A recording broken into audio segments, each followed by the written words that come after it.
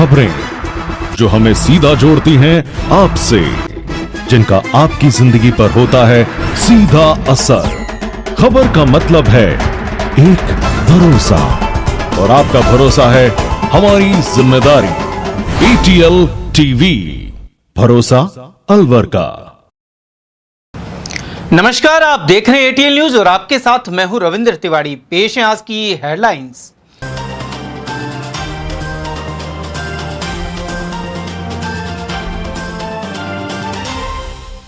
वादों के बावजूद नियुक्तियों से वंचित सफाई कर्मियों ने नगर निगम का गेट बंद कर रोका रास्ता। मंत्री के धरने, सीएम के रोजगार मेले के बावजूद नहीं मिली नियुक्तियां। ट्रैक्टर की टक्कर से महिला की गई जान और बाल बाल बची बेटी। बगड़ तिराया क्षेत्र में हुआ दर्दनाक हादसा। सिलिसेट झील पर आपसी विवाद के बाद चले लात घूसे, वीडियो भी हुआ वायरल। और अलवर शहर के वार्ड 56 में कहीं हुआ विकास तो कहीं बना इंतजार। नगर निकाय चुनाव से पहले तेज हुई सरगर्मियां। और अब जानते हैं खबरों को विस्तार से। अलवर नगर निगम में 329 सफाई कर्मियों की भर्ती का मामला फिर गर्मा गया है। अभ्यर्थियों को नियुक्ति पत्र नहीं मिलने पर उनका सब्र आखिरकार टूट गया। गुस्साए अभ्यर्थियों ने नगर निगम का मुख्य गेट बंद कर जोरदार विरोध प्रदर्शन किया और बाहर सड़क पर जाम लगा दिया। गौरतलब है कि हाल ही में अभ्यर्थियों को नियुक्ति पत्र नहीं मिलने के विरोध में वन मंत्री संजय शर्मा खुद धरने पर बैठ गए थे। इसके बाद प्रशासन हरकत में आया और आनन फानन में महज 5 अभ्यर्थियों को नियुक्ति पत्र थमा दिए गए। बाकी बचे अभ्यर्थियों को जल्द नियुक्ति पत्र जारी करने का भरोसा दिया गया था।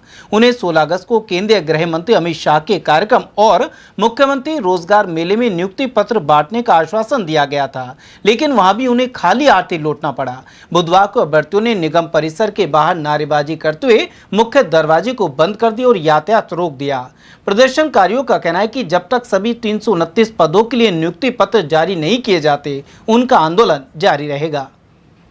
जय वाल्मीकि। आज यहाँ पर नगर निगम की हठधर्मिता बहुत पूरी तरह से दिखाई देगी और उनकी मंशा भी नजर आ रही है, क्योंकि नगर निगम पूरा भ्रष्टाचार से भरा हुआ है और वो बिगर भ्रष्टाचार के नियुक्ति को नहीं करना चाहता। ऐसे मांग रहा है क्या आपसे? अभी तक हमारे पास ऐसी मांग पर नहीं, नियुक्ति नहीं देने का सबसे बड़ा कारण यही है, क्योंकि नियुक्ति के उसी तभी देंगे जब उनके पास पेट में उनके पास रोटी पहुंच जाएगी।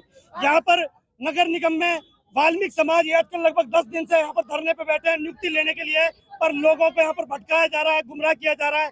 भूखे प्यासे लेडीज, जेंट्स, यहाँ पर बुजुर्ग लोग पड़े। अगर यहाँ पर किसी भी बच्चे को, लेडीज को, बुजुर्ग को किसी प्रकार की हानि होगी तो इसका पूरा प्रशासन इसका जिम्मेदार होगा। और जल्द से जल्द अभी एक नगर निगम को भूल चूक हो रही है कि अगर आचार संहिता लग गई तो शायद नियुक्तियां रुक जाएंगी। यह इनकी गलत फहमी है। आचार संहिता पूरी जिंदगी भर के लिए नहीं लगी है। अगर आचार संहिता हटी और दोबारा वाल्मीकि समाज को यहाँ पर मौका मिला तो अब की बार आयुक्त मोदी की कुर्सी को टुकड़े टुकड़े कर दिया जाएगा। यह वाल्मीकि समाज का ऐलान है, एजेंडा है, मुख्य है। और यहाँ पे एक चीज और बता दूं आपको कि नगर निगम में अगर जल्द से जल्द 4 बजे से पहले नियुक्ति नहीं मिली तो नगर निगम प्रशासन इस चीज का ध्यान रखे कि वाल्मीकि समाज एक वो समाज है कि जब बोली रहती है चुप रहती है, तब तक चुप रहती है, और जब अपनी बात आती है तो अलवर शहर को लाने में कोई कमी नहीं छोड़ेगी। और अब अगली बात कि यहाँ पर नगर निगम प्रशासन ही नहीं जुड़ा हुआ है, यहाँ पर पूरा अलवर शहर का प्रशासन इस मामले में जुड़ा हुआ है। यहाँ तक कि कलेक्टर साहिबा भी इस मामले में जुड़ी पड़ी है, क्योंकि जब भी हमारी नियुक्ति देने का मौका मिलता है आयुक्त महोदय को कलेक्टर में बिठा दिया जाता है, तो यहाँ पर कलेक्टर साहिबा भी इस मामले में जुड़ी हुई है। मैं निवेदन करूंगा कलेक्टर महोदय से कि जल्द से जल्द आयुक्त को भेजे और नियुक्ति दिलवाएं, अन्यथा अब पूरी भीड़ कलेक्ट्रेट पहुंच, अभी पूरी भीड़ थोड़ी देर के अंदर कलेक्ट्रेट पहुंच रही है। मंत्री की बात सुनो, मंत्री की बात सुनो। देश का दुर्भाग्य है, अलवर का दुर्भाग्य है जो हमारे केंद्रीय मंत्री संजय शर्मा जी की यहाँ पर सुनी नहीं जा रही है। बिल्कुल यहाँ पर पूर्ण प्रयास के बाद 5 लोगों की नियुक्ति शंजय शर्मा जी ने दिलवाई है। इसके लिए मैं जोरदार ताली संजय शर्मा जी के लिए बजाना चाहूंगा। अलवर के बगड़ तिराया थाना क्षेत्र में मंगलवार दोपहर ट्रैक्टर की टक्कर से 51 वर्षीय महिला की जान चली गई।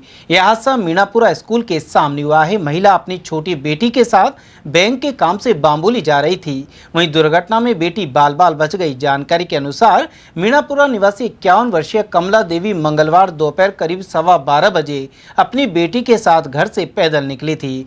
दोनों माँ बेटी घर से थोड़ी ही दूर मीणापुरा स्कूल के सामने पहुंची थी। किसी दौरान पीछे से आ रहे ट्रैक्टर ने कमला देवी को टक्कर मार दी। हादसे में वे गंभीर रूप से घायल हो गई। परिजन उपचार के लिए सामान्य अस्पताल लेकर पहुंचे, जहां चिकित्सकों ने महिला को मृत घोषित कर दिया। सूचना मिलने पर पुलिस अस्पताल पहुंची और शव को कब्जे में लेकर पोस्टमार्टम कराया। उधर अस्पताल के medical jurist doctor Siddharth Vijayvargiya ने बताया कि महिला की मौत रीढ़ की हड्डी और पेट में गंभीर चोट लगने से होना सामने आया है। मृतक कमला देवी के परिवार में 3 बेटियां हैं, इनमें 2 बेटियों की शादी हो चुकी है। वहीं घटना के समय उसके साथ उसकी छोटी बेटी थी, जो 11वीं कक्षा की छात्रा है। हादसे में बेटी बाल बाल बच गई। अलवर के सिलिसेट झील पर कुछ लोगों में लात घूंसे चल गए। यहां आपसी विवाद ने तूल पकड़ लिया और इसके बाद हुई मारपीट का वीडियो सोशल मीडिया पर वायरल हो रहा है। वीडियो में कुछ लोग झील पर आपसी कहासुनी करते हुए दिखाई दिए।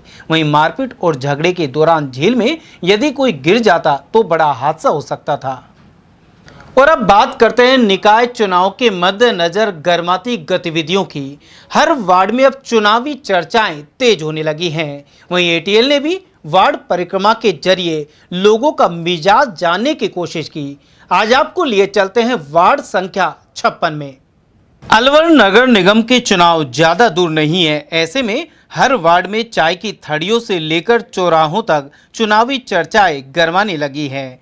एटीएल भी वार्ड परिक्रमा के जरिए हर वार्ड की नब्ज नाप रहा है। इसी क्रम में अलवर के वार्ड 56 में जायजा लिया गया।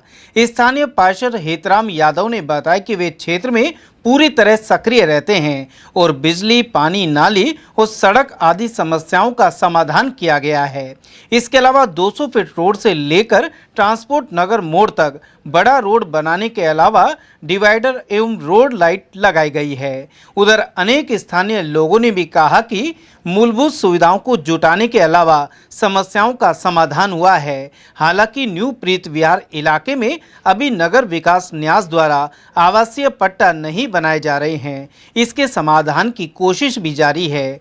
वहीं अनेक लोगों ने ट्रांसपोर्ट नगर हाउसिंग बोर्ड के बदतर हालात, सीवरेज की स्थिति, पानी की नाकाफी सप्लाई, टूटे हुए नाले और अन्य समस्याओं को सामने रखा।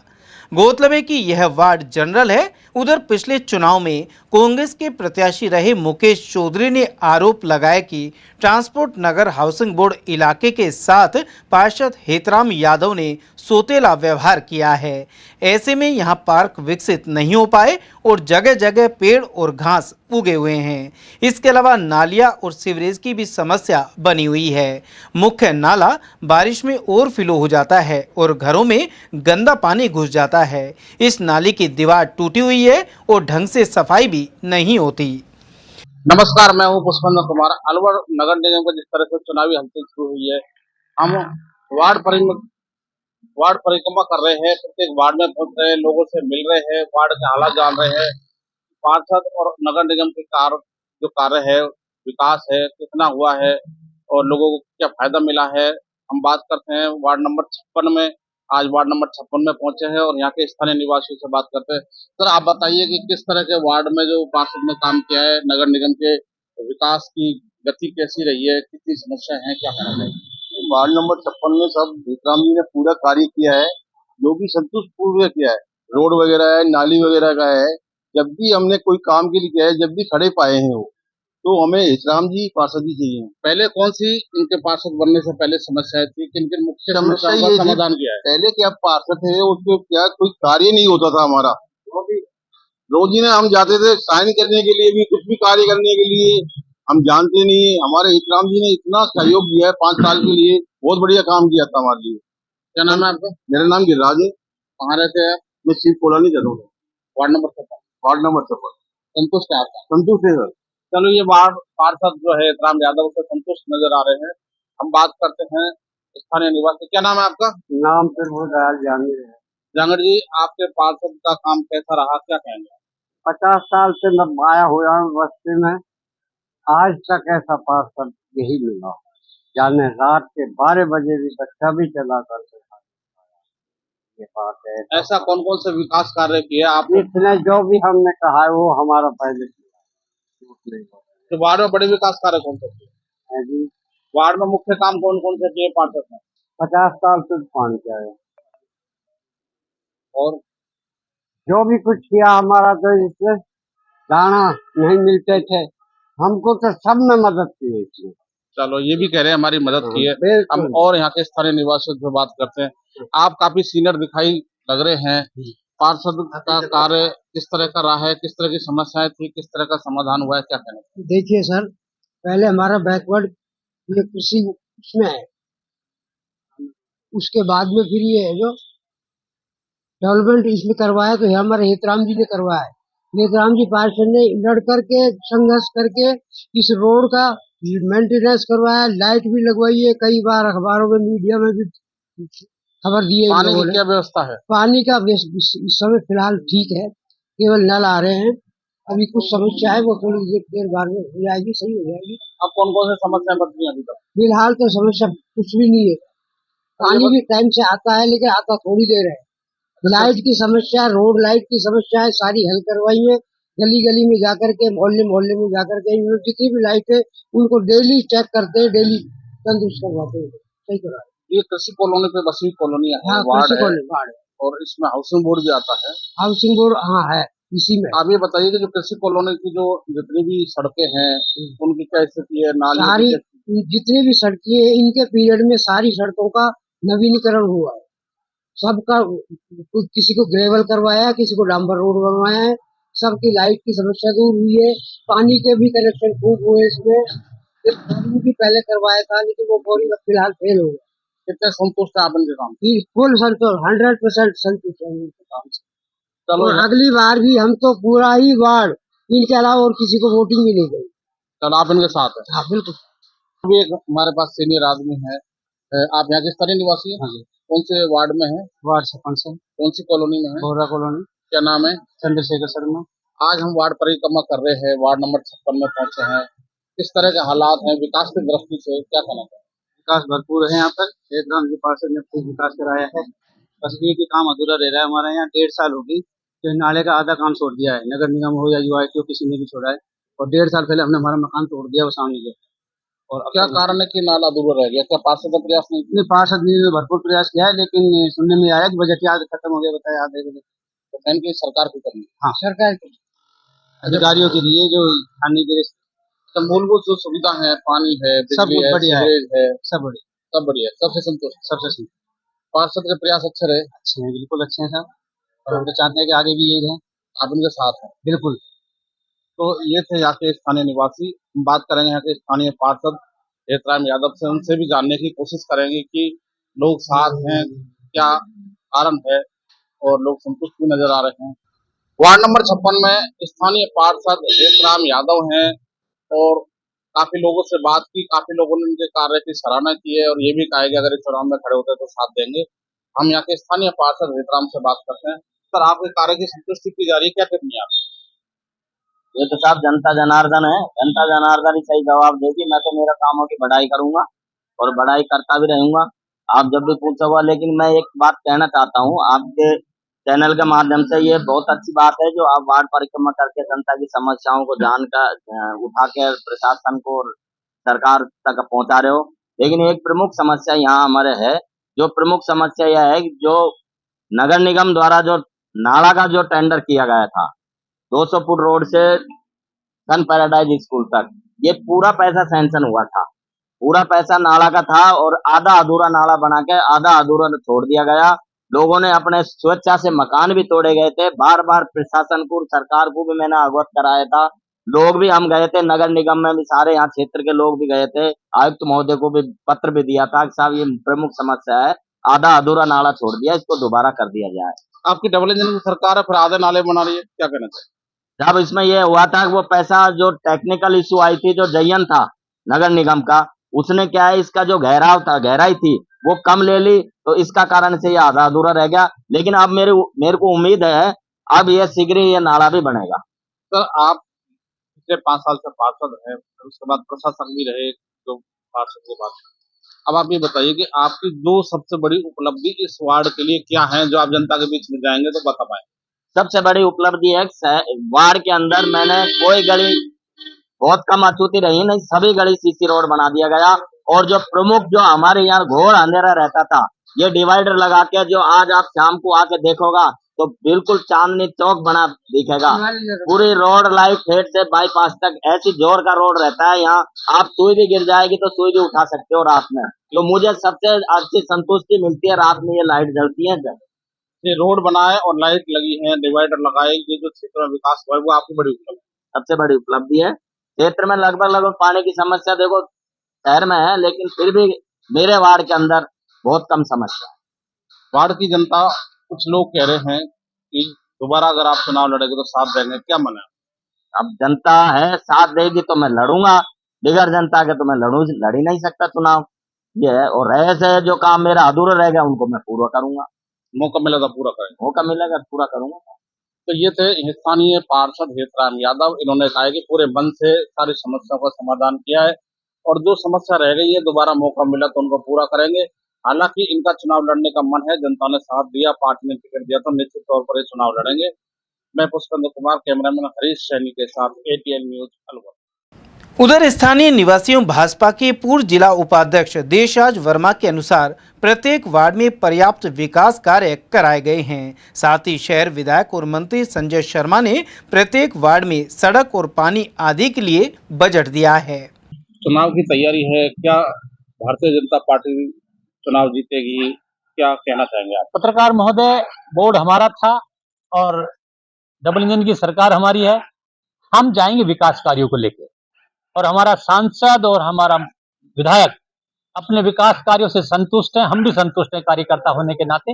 हमारे पार्षदों ने जो विकास काम किया है, गली से लेके मोहल्ले, नाली और सब लोगों की बातों को ध्यान में रखकर जो विकास का काम किया उसको लेकर हम मोहल्ले में जा रहे हैं। और ये तय है कि आने वाले समय में भारतीय जनता पार्टी का बोर्ड बनेगा। पहले भी बोर्ड था और अलवर में देखा होगा कि भारतीय जनता पार्टी का बोर्ड रहा है। क्यों? कि जनता चाहती है विकास, जनता चाहती है रोजगार, जनता चाहती है आने वाले समय भारत का और अग्रिम पंक्तियों में नाम हो, तो जनता हमारे साथ है। तो जिस तरह से जो चुनाव हुए थे पिछली बार नगर निगम के, पंचायत के, तो आपका जिला प्रमुख कांग्रेस का था, बलबीर सिंह सिद्धर जीते थे और सभापति भी बीना गुप्ता थी, वो भी कांग्रेस की थी। बाद में नगर निगम बना तो उप सभापति घनश्याम गुर्जर को सभापति फिर महापौर बनाया, ये स्थिति थी। तो पिछली बार आप दोनों चुनाव हारे, क्या इस बार सरकार का फायदा मिलेगा? क्या इस बार दोनों बोर्ड बना पाएंगे, नगर निगम का, जिला परिषद का? क्या देखिए सर पत्रकार महोदय, ये आपने सही कहा कि पिछली बार कांग्रेस का शासन था और बोर्ड कांग्रेस बना गई थी, लेकिन आपने देखा कुछ महीनों बाद ही कांग्रेस की पोल खुली और भ्रष्टाचार के अग्रिम पंक्ति में, मैं किसी बहन जी का नाम नहीं लूंगा, और उस भ्रष्टाचार के आरोप में लिप्त होकर पकड़ी गई और उन्होंने देखा और लिप्त होने के बाद उसको हटाया गया और भारतीय जनता पार्टी का उपाध्यक्ष था उसको चार्ज दिया गया और विकास की कड़ी में अलवर का अग्रिम पंक्ति में लाने में जो हमारे महापौर ने और हमारे पार्षदों ने काम किया, हम चुनाव उसी आधार पर लड़ेंगे। और रही कांग्रेस के जिला प्रमुख की, जिला प्रमुख भी देख लिया कि कांग्रेस में जब भ्रष्टाचार हो रहा है और भारतीय जनता पार्टी अच्छी छवि है, अच्छी सरकार बन रही है, तो हमारे साथ आ गए। हम तो ये चाहते हैं कि विकास की गति में जो सबसे आगे आएगा और हमारे साथ रहेगा, सबका साथ, सबका विकास और सबका विश्वास जो हमारे साथ करेगा वो हमारे साथ रहेगा और सरकार हमारी बनेगी। सर, आप सबका साथ सबके विकास की बात कर रहे हैं, लोग वाल्मीकि समाज है जी, भर्ती के लिए आंदोलन कर रहा है। सफाई कर्मी की भर्ती के बाद 5 लोगों को दबाव में नियुक्ति पत्र दिए गए तो उनको ज्वाइन नहीं करा रहे। बाकी 324 कर्मचारी हैं जो सफाई के नियुक्ति पत्र मांग रहे हैं।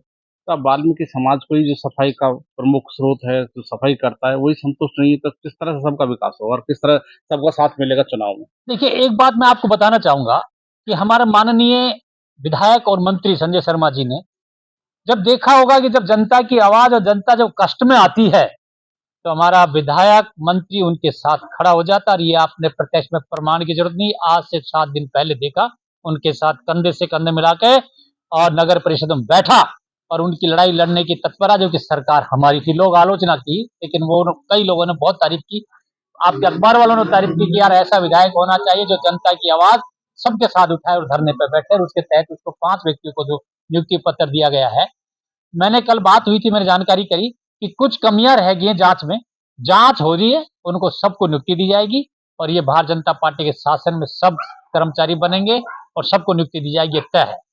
तो जिस तरह से मंत्री है संजय शर्मा, शहर विधायक है, उनको धरने पर बैठना पड़ा और कलेक्टर बार बार उसको टाल रही थी, नियुक्ति पत्र नहीं दे रही थी, तो प्रेशर में जाके, दबाव में जाके प्रशासन ने, सरकार ने 5 लोगों को नियुक्ति पत्र दिया। आपको लगता है कि मंत्री को धरने पर बैठना पड़ रहा है तो स्थिति ज्यादा अच्छी नहीं है? नहीं, देखो ये इसको आप अदरवाइज मत लीजिए। मंत्री सबका है, आज के तारीख में कांग्रेस का भी है, बीजेपी का भी, जनता दल का भी। उसके मन में भावनाएं गलत नहीं थी। एक दिन एक पत्रकार ने मुझे और पूछा था, मैं फिर कहना चाहता हूं आपके, संजय शर्मा की भावना गलत नहीं थी। वो सबका साथ और सबकी भावनाओं की कदर करता है, और हमारे माननीय कलेक्टर साहब के लिए भी उन्होंने कोई गलत नहीं बोला था। उन्होंने भी कहा कि कलेक्टर साहब थोड़ा सा सहयोग करते तो इनको बहुत पहले नियुक्ति मिल जाती। जब नियुक्तियों का अड़चन आई उस समय उनके साथ बैठना एक विधायक का दायित्व है। विधायक चाहता है कि आम जनता की आवाज के साथ खड़ा रहे। ये पहला विधायक है पूरे राजस्थान का, संजय शर्मा, कि जब जनता पर समस्या होती खड़ा रहता है। और नगर निगम के आयुक्त सोहन सिंह नरूकर कलेक्टर ने 6 महीने से गुमराह कर रहे मंत्री को और उनको नहीं दे रहे नियुक्ति पत्र। आपको लग रहा है कि कहीं न कहीं संजय शर्मा की आग्रह पे, निवेदन पे प्रशासन काम नहीं करा, लास्ट में धरने पर बैठा, उसके बाद कुछ कार्रवाई हुई और अब भी कार्रवाई पूरी नहीं हुई? नहीं, देखो नगर निगम है, आयुक्त साहब ने भी काम कर रहे हैं, हमारी कलेक्टर भी काम कर रही है। कई बार क्या होता है कि प्रशासन ये देखता है कि यार अच्छा काम कैसे हो। इनकी जांच की गई थी सबकी, कईयों की उम्र का फर्क था, कईयों के डॉक्यूमेंट्स के फर्क थे, तो उन डॉक्यूमेंट्स और सबको जांच करने के बाद यह तय हुआ कि भाई इसको नियुक्ति पत्र दिया जाएगा। राष्ट्रीय हमारे भारत के गृह मंत्री आ रहे हैं, लेकिन फिर कागजों की कोई कमापूर्ति कारण रह गया। लेकिन ये तय है कि जब संजय शर्मा कोई बात उठाता है ना और सबके साथ की बात करता है, वो उस बात को पूरा करता है और अलवर के विकास में अग्रिम पंक्ति में रहना चाहता है। ऐसा हमारा माननीय विधायक। और इनकी जब बात कर रहे हो उनके नियुक्ति पत्र की, मुझे लग रहा है कि जल्दी इनको नियुक्ति पत्र देकर इनकी नौकरी दी जाए। ये थे देशराज वर्मा। इनका कहना है कि जल्दी नियुक्ति पत्र दी जाएगी, लेकिन आचार संहिता सिर पर है, कभी भी लग सकती है, और नियुक्ति पत्र नहीं दिए, ज्वाइनिंग नहीं हुई तो कहीं न कहीं इसका नुकसान आगामी नगर निगम के चुनाव में भारतीय जनता पार्टी को झेलना पड़ेगा। इसका असर चुनाव परिणाम पर पड़ेगा। अब देखना यह है कि इसका कितना असर पड़ता है। मैं पुष्पेंद्र कुमार, ATL न्यूज, अलवर। कुल मिलाकर वार्ड 56 की तस्वीर बदलने के पार्षद के दावों के बीच बहुत से बाशिंदे अपेक्षाएं और अधूरी उम्मीदों को सामने रख रहे हैं। Pushpendra Kumar, ATL news, Alwar. अलवर नगर निगम सहित प्रदेश के अन्य निकायों में मतदान तारीखों की घोषणा कर दी गई है। इसी के साथ आचार संहिता लागू हो गई। अलवर में वार्ड पार्षद के लिए 2 चरणों में 9 और 11 सितंबर को मतदान होगा। 14 सितंबर को मतगणना करवाई जाएगी। वहीं नगर निगम के मेयर और अलवर परिक्षेत्र की 11 नगर पालिकाओं के अध्यक्ष का चुनाव 21 सितंबर को होगा। इसके अगले दिन 22 सितंबर को उपाध्यक्ष पद के चुनाव होंगे। वहीं चुनाव चिन्हों का आवंटन 4 सितंबर को किया जाएगा। चुनाव की तारीखों के ऐलान के साथ अब प्रत्याशियों के चयन सहित अन्य चुनावी गतिविधियां जोर पकड़ेंगी। राज्य निर्वाचन आयोग ने 2 चरणों के मतदान के तहत तारीख घोषित कर दी है। अरुणाचल प्रदेश के दिबांग वैली जिले में बादल फटने, भूस्खलन और बाढ़ की घटना में सेना के 7 जवान लापता हो गए थे। इनमें 2 जवानों का रेस्क्यू कर लिया गया है, जबकि अलवर के केसरपुर गांव निवासी अग्निवीर अभी भी लापता है। घटना के कई दिन बीत जाने के बाद भी जवान का कोई सुराग नहीं लगा है। सेना की ओर से उसकी तलाश जारी है। अग्निवीर जवान 24 वर्षीय समुद्र गुर्जर केसरपुर गाँव का निवासी है।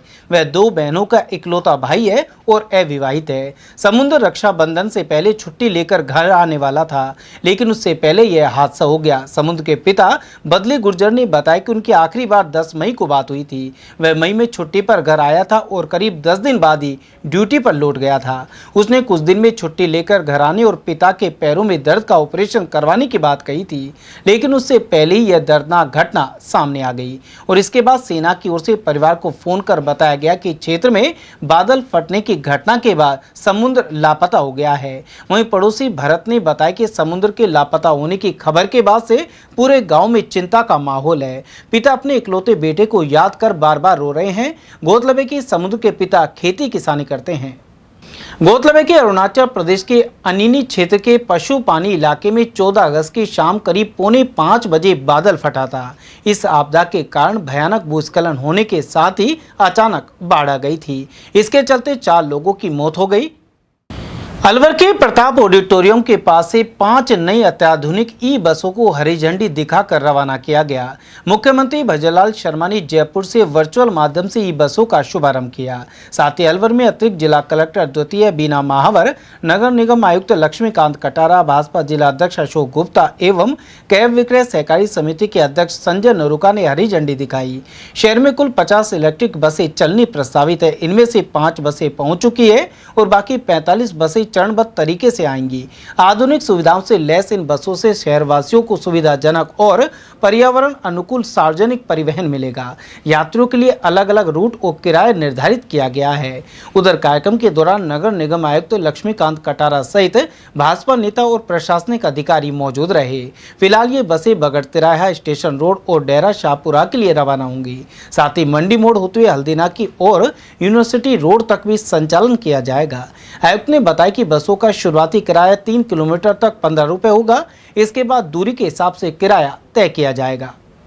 ये प्रधानमंत्री महोदय की योजना, माननीय प्रधानमंत्री ई बस योजना के तहत अलवर शहर को 5 बसें ई बस मिली हैं जो प्रदूषण रहित हैं। तो ये ई बसें आज यहाँ से रवाना की है और भी आने वाले टाइम में और भी बसें आने वाली हैं जो यहाँ पर लगाई है। कितने बस आएंगे सर? अभी जो जिस तरह का आंकड़ा मिला है उस समय 50 बस और आने की संभावना है।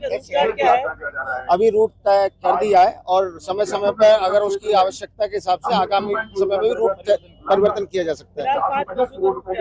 फिलहाल 5 वर्षों का रूट जो है हनुमान सर्किल शालीमार, हनुमान सर्किल हल्दीना, इस तरह से अलग अलग रूट बनाए हैं। बाकी आएंगे अलग चेंज होगा और इनको भी अगर पब्लिक की आवश्यकता के हिसाब से हम बाद में रूट बनाएंगे तो रूटों के आधार पर शहर में से होकर निकलेंगी बसें। वो कब से रूट शुरू हो पाएंगे? ये देखिए आज शुरू हुई है। अगर इसका विश्लेषण किया जाएगा समय समय पर इसमें चेंजेस भी किए जाएंगे। उधर इस दौरान पूर्व महापौर घनश्याम गुर्जर, जितेंद्र राठौर, महेश निहलवानी, जीतू सैनी और सतीश यादव आदि मौजूद रहे। अलवर शहर के फौजी कॉलोनी में शनिवार को अज्ञात चोरों ने सुने मकान को निशाना बनाकर नकदी और सोने के जेवरात चोरी कर लिए। वारदात के समय किराएदार सोनिका यादव मकान मालिक के शालीमार स्थित मकान पर तीज के कार्यक्रम में गई हुई थी। पीछे से चोरों ने मुख्य गेट का ताला तोड़कर कमरे में प्रवेश किया और 7,000 रुपए नगद, सोने का मंगलसूत्र और ओम लिखा पेंडेंट चोरी कर लिया। चोर महिला का एटीएम कार्ड भी ले गए और बाद में दिल्ली के एक एटीएम से 2 बार में 20,000 रुपए निकाल लिए। मकान मालिक रिटायर्ड सूबेदार ईश्वर सिंह ने बताया कि सोनिका करीब 20 दिन पहले ही उनके मकान में किराए पर रहने आई थी। वारदात के दौरान चोरों ने मकान में रखी मकान मालिक की बोतलें खोलकर शराब का सेवन भी किया। वापस लौटने पर ताले टूटे मिले, जिसके बाद पुलिस को सूचना देकर मामला दर्ज कराया गया है। एनईबी थाना पुलिस अब सीसीटीवी फुटेज और अन्य साक्ष्यों के आधार पर चोरों की तलाश कर रही है। यहाँ साहब ये अशोक विहार फौजी कॉलोनी वार्ड नंबर 55 एक्स सूबेदार ईश्वर सिंह के मकान में तीजों वाले दिन, हाँ तीजों के दिन प्लस ये 15 अगस्त थी। ये एक हमारे मिलने वाले की बच्ची यहाँ जो कि करिश्मा में नर्स है, हमारे किराएदार थी ये, ठीक है जी। तो यहाँ उस दिन रात को हमें कोई पता नहीं किस टाइम पे कैसे बढ़े, इनका 7,000 रुपया नगद, एटीएम कार्ड और ये सामान चोरी कराया उन्होंने। एक मंगलसूत्र और एक ओम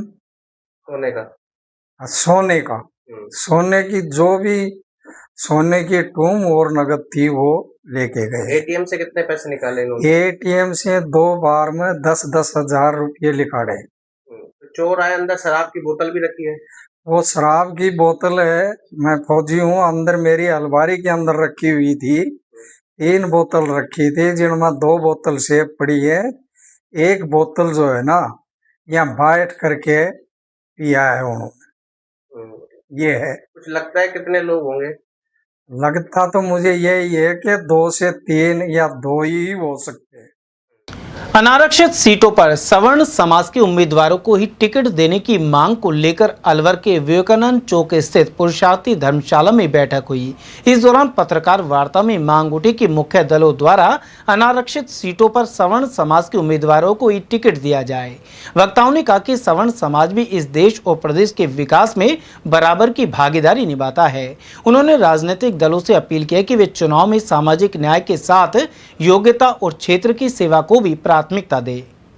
देखिए, आज सामान्य वर्ग के सभी प्रतिनिधियों द्वारा एक प्रेस कॉन्फ्रेंस का आयोजन किया गया है और इस कॉन्फ्रेंस के आयोजन का जो उद्देश्य है वो ये है कि आगामी जो निकाय चुनाव है उसके अंदर जो लॉटरी के माध्यम से जो आरक्षण व्यवस्था है उस पर हम कोई सवाल नहीं उठा रहे, लेकिन जितने भी अनारक्षित वार्ड हैं अलवर शहर की यदि हम बात करें तो कुल 38 अनारक्षित वार्ड हैं। तो उन अनरिजर्व्ड जो वार्ड हैं उनके अंदर सामान्य वर्ग के जो राजनीतिक क्षेत्र के अंदर अपना प्रतिनिधित्व कर रहे हैं उनको प्रतिनिधित्व मिले, राजनीतिक पार्टियां उनको टिकट दें। इसके लिए आज एक प्रेस कॉन्फ्रेंस की गई है और साथ ही हमने ये कहा है कि अगर कोई राजनीतिक पार्टी हमारी अवहेलना करती है, सामान्य वर्ग की अवहेलना करती है, तो निश्चित रूप से हम उनका विरोध करेंगे। और साथ ही हम ये बोलना चाहेंगे कि जो सामान्य वर्ग है वो राजस्थान के अंदर कुल 30 से 35% है। तो यदि उसके जो भी राजनीति की जो तैयारियां कर रहे हैं, जो राजनीतिक क्षेत्र में है, यदि उन लोगों को उस क्षेत्र के अंदर प्रतिनिधित्व नहीं मिलेगा तो फिर वो कहाँ पर जाएंगे। तो जो आरक्षित वार्ड है वो तो पहले से ही आरक्षित है, उन वार्ड के अंदर वो राजनीतिक रूप से चुनाव प्रक्रिया में नहीं आ सकते। तो हमारा ये कहना है कि जो अनारक्षित वार्ड है उनके अंदर हमारे जो सामान्य वर्ग के जो भी राजनीतिक क्षेत्र के अंदर प्रतिनिधित्व कर रहे हैं और जिन भी पार्टी जिसको भी उचित समझे, हमारा किसी नाम विशेष के ऊपर नहीं है, जिस भी वार्ड के अंदर जिसको उचित समझे उनको प्रतिनिधित्व दें। और चाहे वो कांग्रेस पार्टी हो, बीजेपी हो या कोई सी भी पार्टी हो, तो उनको प्रतिनिधित्व दें। यदि वो ऐसा करती है तो उस पार्टी को हम धन्यवाद देंगे और उसका आभार व्यक्त करेंगे। यदि ऐसा कोई पार्टी नहीं करती है तो निश्चित रूप से हम हमारे निर्दलीय प्रत्याशी को उतारेंगे जो एक नया मोर्चा का रूप लेंगे। आज क्या निर्णय आप जो मीटिंग हुई उसमें क्या निर्णय ले रहे और किस पर? नगर निगम के चुनावों के संदर्भ में सामान्य वर्ग के जितने भी समाज है, राजपूत समाज, पुरुषार्थी समाज, अग्रवाल समाज, ब्राह्मण समाज, इन सभी की संयुक्त तत्वाधान में आज यहाँ मीटिंग हुई थी। उसमें प्रमुख राजनीतिक पार्टियों से डिमांड की गई है कि जिन वार्डों में अनारक्षित वार्ड घोषित हुए हैं, सामान्य वर्ग घोषित हुआ है, उस पर केवल सामान्य वर्ग के व्यक्ति को ही पार्टियों द्वारा टिकट दी जाए, आरक्षित वर्ग के व्यक्ति को टिकट ना दी जाए। क्योंकि स्वाभाविक सी बात है कि जब आरक्षित वर्ग पर सामान्य वर्ग चुनाव नहीं लड़ सकता तो ये हमारा दायित्व बनता है, आम आदमी का भी, राजनीतिक पार्टी का भी और सबका, कि जो सामान्य वर्ग के घोषित हुए हैं वार्ड 38 वार्ड, उनमें सामान्य वर्ग का व्यक्ति चुनाव लड़े। नहीं, टिकटों में तो यह है सभी सवर्ण जहाँ अनारक्षित सीट है वहाँ अनारक्षित वर्ग के लोगों को फॉर्म भराएंगे और हम कोशिश करेंगे दोनों पार्टियां उन्हीं में से टिकट दें। अगर उन्होंने अनारक्षित सीटों पे अनारक्षित व्यक्ति को, प्रत्याशी को टिकट नहीं दिया तो चाहे वो संजय शर्मा जी हो, चाहे भूपेंद्र जी हो और चाहे ये कांग्रेस पार्टी के राजा साहब हो, हम इनका विरोध करेंगे। जो भी टिकट नहीं देगा हम उसका विरोध करेंगे और अनारक्षित जो जनरल सीट है, जनरल सीट पर जनरल के व्यक्ति को जिताने का पूरा प्रयास करेंगे। कैसे बांटेंगे? एक राजपूत है, एक ब्राह्मण भी वही पुरुषार्थी दावेदारी कर रहे हैं, कैसे? नहीं, आप समझाओगे? हम उन जनरल के साथ हम ऐसा नहीं जाएंगे टिकट इनको दे दो, इनको दे दो। ये पार्टियां देखें, राजपूत को दे, बनिया को दे, कायस को दे, पुरुषार्थी को दे, किसी को भी दे, इनके जैसे जो चाहे वो दे। जनरल तो जनरल है, हम इस विवाद में नहीं पड़ेंगे, न जातिवाद के में पड़ेंगे। General is general. अच्छा, जो अनारक्षित वार्ड आए हैं, सामान्य है, अनारक्षित आए, उनमें आप प्रत्याशियों कैसे करोगे? जो भी हर समाज का प्रत्याशी आमने सामने होगा, टकराव होगा, उसको कैसे संभालोगे? नहीं, पार्टियों को टिकट में टकराव हो सकता है, मांग सकते हैं, एक से अधिक मांग सकते हैं, तो प्रजातंत्र है, इसमें कोई बात नहीं है। हमें कहना है उनमें से चूज करके आप दे दें किसी को। अब आगे की रणनीति क्या रहेगी? आगे की रणनीति ये रहेगी पूरे शहर में अभियान के रूप में इस बात को चलाया जाएगा कि अनारक्षित सीट पर अनारक्षित व्यक्ति ही जीते, उसी को टिकट मिले, पूरा प्रेशर बनाया जाएगा। और वहीं भाजपा के पूर्व जिला उपाध्यक्ष देशराज वर्मा ने आगामी नगर निगम चुनाव में पार्टी की जीत का दावा किया है। उन्होंने कहा कि डबल इंजन की सरकार का लाभ भाजपा को मिलेगा। वजह यह है कि पार्टी का संगठन मजबूत है और अलवर शहर में विधायक और मंत्री संजय शर्मा ने ऐतिहासिक विकास कार्य किए हैं। उन्होंने यह भी कहा कि सफाई कर्मी पद के लिए नियुक्ति पत्र और ज्वाइनिंग में विलंब हुआ है, लेकिन जल्दी प्रक्रिया पूरी की जाएगी। इस मुद्दे पर भी वाल्मीकि समाज के इन कार्मिकों के हित में नगर निगम में मंत्री संजय शर्मा ने धरना दिया था। भाजपा की राष्ट्रीय कार्यकारिणी में राजस्थान को प्रमुखता दिए जाने पर स्थानीय पार्टी नेताओं ने हर्ष जताया है। पूर्व जिला उपाध्यक्ष देशराज वर्मा के अनुसार राष्ट्रीय अध्यक्ष नितिन नवीन की कार्यकारिणी में पूर्व मुख्यमंत्री वसुंधरा राजे सिंधिया उपाध्यक्ष, पूर्व प्रदेश अध्यक्ष एवं राज्यसभा सांसद सतीश पूनिया महामंत्री बने हैं।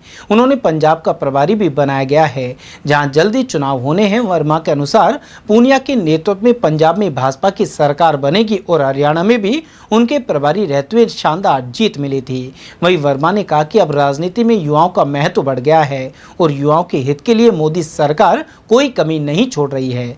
भविष्य में पेपर लीक जैसी घटनाओं को रोकने के लिए केंद्र ने कई कानून बनाए हैं।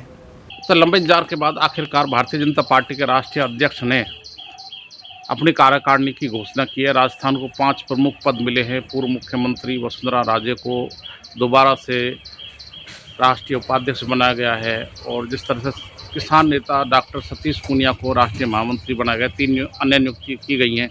राजस्थान की भागीदारी को लेकर आप क्या कहेंगे, क्या प्रतिक्रिया? ये हमें गर्व है कि राजस्थान से हमारे 5 व्यक्तियों को केंद्र की टीम में लिया गया है और ये राजस्थान की जनता की भावनाओं को कदर किया है केंद्र ने। और मैं आज बताना चाहूँगा पत्रकार महोदय कि ये पाँचों के पाँचों राजस्थान के सीनियर मोस्ट नेता थे जो केंद्र और पूरे भारत की राजनीति में सक्रिय भूमिका निभाते हैं और आने वाले समय में देखा हुआ कि अच्छी भूमिका निभाएंगे। अभी कल देख रहा था कि हमारे माननीय पूर्व प्रदेश अध्यक्ष सतीश पूनिया जी को तो नई जिम्मेदारी भी दे दी पंजाब की, और आप देखना पंजाब में भी सरकार बना के आएगा जैसे हरियाणा में बनाई थी। अब दबाव डाल रहे सतीश पूनिया पे सरकार बनाने के लिए, क्योंकि वहाँ बड़ी विषम परिस्थिति है। हरियाणा में सरकार रिपीट हुई है, लेकिन पंजाब में तो आपके 2-4 विधायक ही है और वहाँ जनाधार ज़्यादा नहीं है, कार्यकर्ताओं की टीम ज़्यादा नहीं है। अभी सरकार रही नहीं, आपको लग रहा है कि बहुत टेढ़ा काम दिया है? सर आप तो पहले ये कहते हरियाणा में सरकार नहीं बनेगी, फिर ये कहते पश्चिम बंगाल में सरकार नहीं बनेगी, फिर ये कहते महाराष्ट्र में सरकार नहीं बनेगी। पश्चिम बंगाल में तो सरकार पूर्ण बहुमत की, जो उम्मीद नहीं थी उससे ज़्यादा जनता ने हमारा साथ दिया। ऐसे ही पंजाब के लोग भारतीय जनता पार्टी के साथ खड़े हैं। जब सतीश पूनिया वहाँ चला गया तो ये तय मानिए वो सरकार भाजपा की बनी ही बनेगी। सर इसके साथ जिस तरह से गुजरात है, उत्तर प्रदेश है, अन्य राज्यों में चुनाव है, आपको लगता है कि सरकार रिपीट हो पाएगी भाजपा की? नहीं, भारतीय जनता पार्टी ने काम किया है। एक्चुअली क्या है, हमारा 3-4 काम रहे हैं। युवाओं को साथ लेके चले, दलितों को साथ लेके, इनको विकास के काम किए और भारत को जो विश्व पटल पर सर्वोच्च पे लेके आए हम हैं, उसको देखा हुआ भारत आज पूरे विश्व पे सबसे अग्रिम पंक्ति में है। आज विकास की कड़ी में भारत का जो नेतृत्व है पूरे विश्व में, वो ऐसा मोदी जी के नेतृत्व में आया है।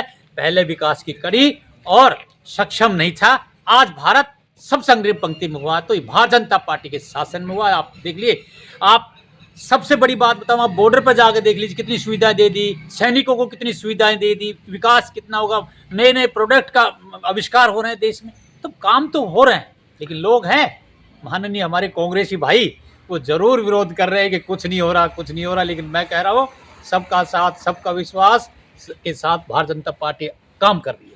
फिर क्या कारण है कि किसान आंदोलन कर रहे हैं, युवा जंतर मंतर पर आंदोलन कर रहे हैं, पूरे देश में आंदोलन फैलाता है, युवाओं में बेरोजगारी के प्रति, पेपर लीक के प्रति भारी आक्रोश है और कहीं न कहीं इसका असर चुनाव परिणाम पर पड़ सकता है, ऐसा बताया जा रहा है। झारखंड में सरकार किसकी है? कांग्रेस की है ना। पूरे देश में आक्रोश है। नहीं, झारखंड में सरकार कांग्रेस की नहीं है क्या? वहाँ पेपर लीक नहीं हो गया? आज 21 दिन हो गए बच्चों का, 24 दिन हो गए, सॉरी 24 दिन हो गए, बैठे हुए हैं वहाँ। राहुल जी क्यों नहीं बोल रहे? ये कांग्रेसी कहाँ चले गए? वहाँ सरकार उनकी है, उनको मानना चाहिए। आप झारखंड में बोल नहीं रहे, आप दूसरे स्टेट जहां सरकार है कांग्रेस की वहां बोल नहीं रहे। जहां भारतीय जनता पार्टी नीट का पेपर को लेकर विवंडर कर दिया कॉकरोच के साथ मिलके, आप तो देखो तो सही, आप जहां हो अपने आप जिसके साथ अपनी सरकार है जहां, वहां तो बचा के रखो, युवाओं के साथ खड़े हो। तार्किक बात करनी रहे, अनहोनी बात करते हो और जो बेमतलब की बातों को लेकर आप बैठ जाते हो, ऐसे देश नहीं चलेगा। देश चलेगा विकास और सबके साथ लेके।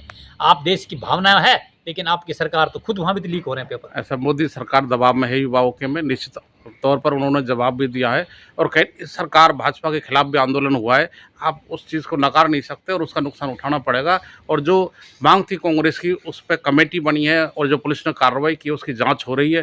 कहीं न कहीं युवा नाराज तो है, आप मानो या मत मानो, लेकिन नुकसान झेलना पड़ेगा। देखिए, युवाओं की बात मानी भारतीय जनता पार्टी, और ये जो देश का युवा है ना, ये अपनी बात रखने में जो सक्षम हुआ, एक अच्छी बात है कि भारत के युवाओं के अंदर एक बड़ी लहर आई है कि अपनी बात मनवाने के लिए वो एक हुए हैं। ये मैं उसका स्वागत करता हूँ।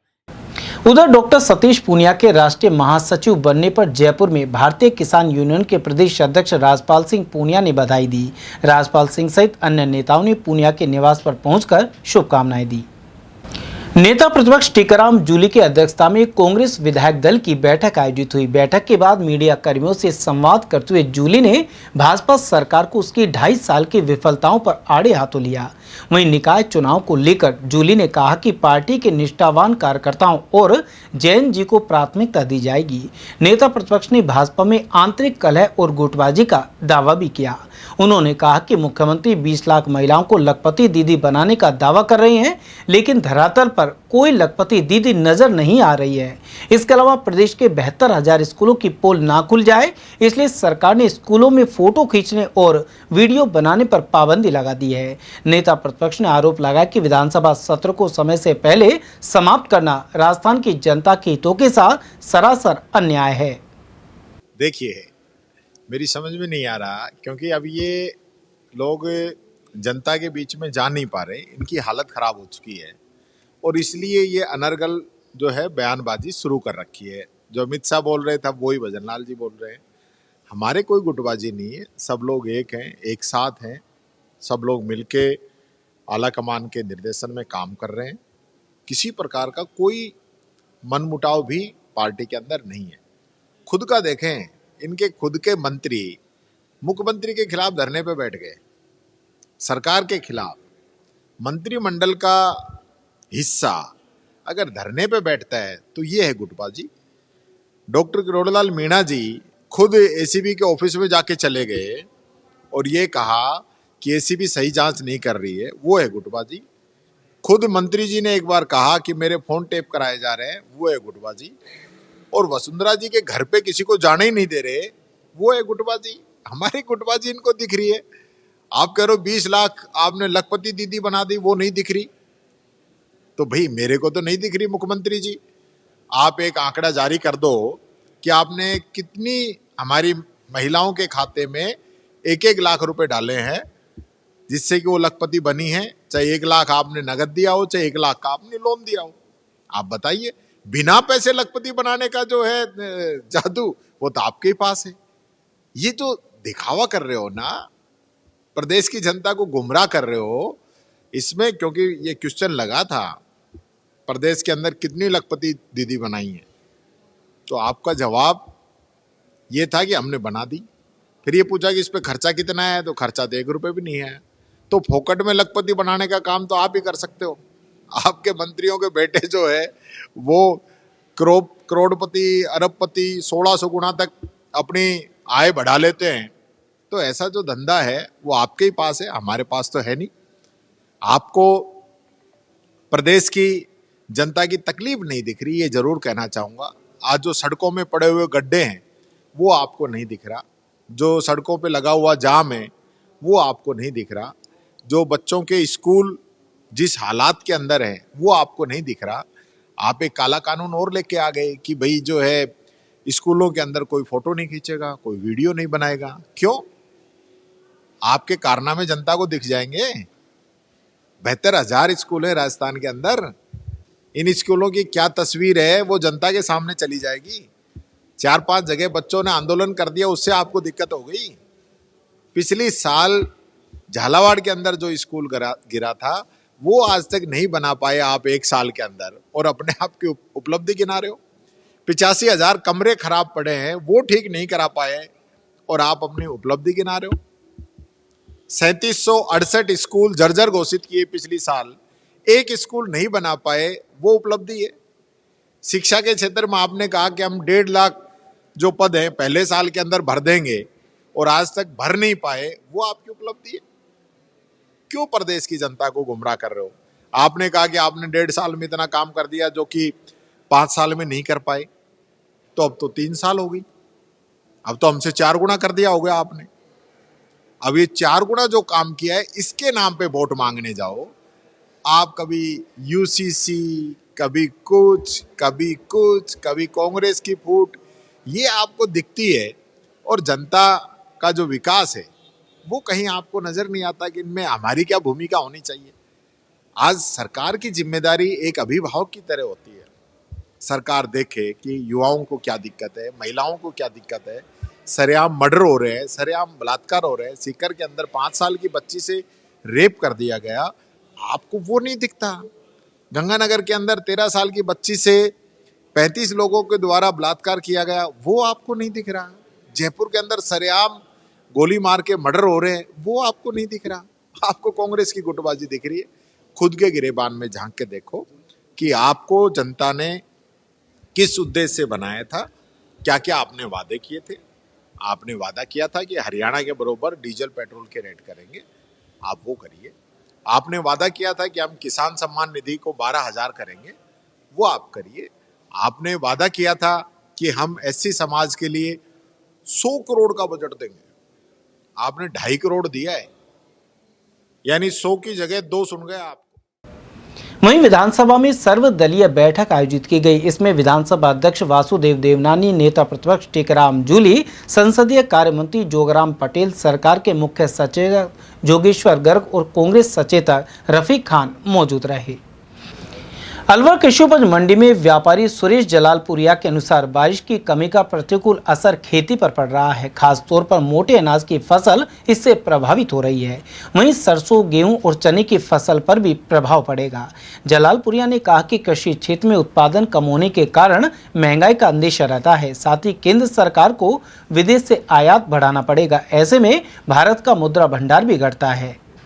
तो जिस तरह से अमेरिका और ईरान का युद्ध चल रहा है, इससे भारत के व्यापार पर कितना असर पड़ रहा है, विशेषकर खाद्य पदार्थों पर और महंगाई के अवसर पर। इसके साथ ही इस बार बारिश काफ़ी कम हुई है, व्यापार और कृषि पर इसका कितना प्रभाव पड़ेगा। कुल मिला के दोनों का असर पड़ रहा है, कितना पड़ रहा है, क्या महंगाई बढ़ सकती है, क्या बेरोजगारी बढ़ सकती है। अब व्यापारी के साथ साथ समाज सेवक भी है, क्या कहना चाहिए।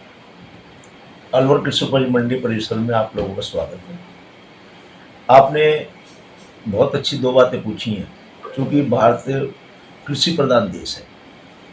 एक तरफ हमारे मानसून का खतरा हमारे को बराबर दिख रहा है, दूसरी तरफ जो खाद्यान्न हमारा बाहर जाता था या बाहर से आता था, उसके आवागमन में वर्तमान में परिस्थितियों में परेशानी का कारण बना हुआ है। उस परेशानी से हमारा किसान चिंतित है। किसान का चिंतित होना इसलिए उचित है क्योंकि जब मानसून में इन लोगों का प्रभाव रहेगा तो वर्तमान में आप भी पूरे समाचार पत्रों में देश के अपने वैज्ञानिक बता रहे हैं कि इस बार बारिश की कमी रहेगी। और वर्तमान में ये जो हमारी ये वाली फसल होती है, चाहे वो सोयाबीन की हो, चाहे वो इस समय बाजरा, ज्वार, मक्का और बहुत सी मसाले इसे फसल में पैदा होते हैं, उसके लिए गुआर जो बारिश की बहुत बड़ी आवश्यकता होती है। वर्तमान में ऐसा लग रहा है कि बारिश थोड़ी सी हुई और इस बार अब इसको मानसून थोड़ा खिंच रहा है। मानसून खिंचने से ये तो पैदावार कम होंगी। ये पैदावार जैसे ऐसे माने कि अगर बाजरा, ज्वार, मोटे अनाज पैदा कम हुए तो उसका सीधा असर हमारा गेहूँ और चावल पर पड़ता है। तो ये जो मोटे अनाज अगर तेज होंगे तो आम जनता की जो चीज़ है चावल का और गेहूँ का, मुख्य जो हमारा खाद्यान्न वस्तु है, वो महंगी होंगी। तो इसलिए इस चीज़ का कृषि प्रधान देश में मानसून कोई बहुत महत्वपूर्ण भूमिका निभाता है। तो आपको साफ कहना है कि मानसून जो देरी से आ रहा है, कम आ रहा है, उसका सीधा कृषि उत्पादन पर पड़ रहा है और विशेषकर अनाज और तिलहन के जो वर्तमान की जो फसल तिलहन की है, मूंगफली है और सोयाबीन है, इसके बाद जो 3 महीने बाद सरसों की 2 महीने बाद बुआई होगी, 2 से 3 महीने के बीच में जो सरसों अगर बुआई में अगर लेट हो गई तो मुख्य पैदावार हमारी सरसों। अगर ये पैदावार सारी कम होंगी तो तेल, खाद्यान्न और पशु आहार की सब चीज़ें महंगी होने से एक आम जनता पर बोझ तो पड़ेगा ही और हमें विदेशों के ऊपर निर्भर रहना पड़ेगा। विदेशों से आयात करने में मजबूरी हो जाएगी। उससे हमारी मुद्रा, भारत की मुद्रा का बहुत बड़ा नुकसान होगा। तो हम समझते हैं कि चाहे मंडी के लोगों से के साथ साथ हमारा स्वयं का भी हित है, किसानों का। किसान हित सर्वोपरि है। किसी भी देश की अर्थव्यवस्था किसान के ऊपर निर्भर है और मानसून का आना समय पर और अच्छा आना हम सब लोगों के हित में है। वर्तमान में हमारे चिंता की लकीरें हमारे किसान के साथ साथ जो व्यापार से जुड़े हुए हैं वो सब लोग इस बार चिंतित है। गोस्वामी तुलसीदास का 403वां जन्मोत्सव अलवर के भूरा सिद्ध का बाग हनुमान जी महाराज मंदिर बेनामी आश्रम में श्रद्धा पूर्वक मनाया गया। गोस्वामी तुलसीदास सेवा समिति द्वारा यह 10वां समारोह था। मंदिर महंत योगेश दास के सानिध्य में यह मंत्रोच्चारण के मध्य गोस्वामी तुलसीदास और श्री रामचरित मानस का पूजन किया गया। साथ ही उनकी जीवनी पर प्रकाश डाला गया। महंत योगेश दास महाराज ने बताया कि तुलसीदास जी द्वारा रचित हनुमान बाहु के नियमित पाठ से वायु विकार के जरिए होने वाले रोगों और अस्थि जोड़ रोगों से छुटकारा पाया जा सकता है। साथ ही हर हिंदू परिवार के घर में श्री रामचरित मानस ग्रंथ अवश्य होना चाहिए। उन्होंने जानकारी दी कि भूरा सिद्ध हनुमान जी महाराज के मंदिर में 17 जुलाई 2000 से निरंतर मानस के अखंड पाठ हो रहे हैं। वहीं 21 जून 1988 से अखंड ज्योति प्रज्वलित है। उधर इस अवसर पर महात्मा भूरादास, जितेंद्र शास्त्री, विकास तिवारी, जयकिशन शर्मा, हरिओम जोशी, राहुल, संदीप, विकास, जगदीश और राजेश आदि उपस्थित रहे। संस्था अध्यक्ष जगदीश सोनी ने आभार जताया। साथ ही कहा कि गोस्वामी तुलसीदास ने भव सागर से पार उतरने के लिए श्री रामचरित मानस रूपी 7 मंजिल के जहाज का निर्माण किया है। गौरतलब है कि श्री रामचरित मानस में 7 कांड है। श्रीमद गोस्वामी तुलसीदास जी की जय।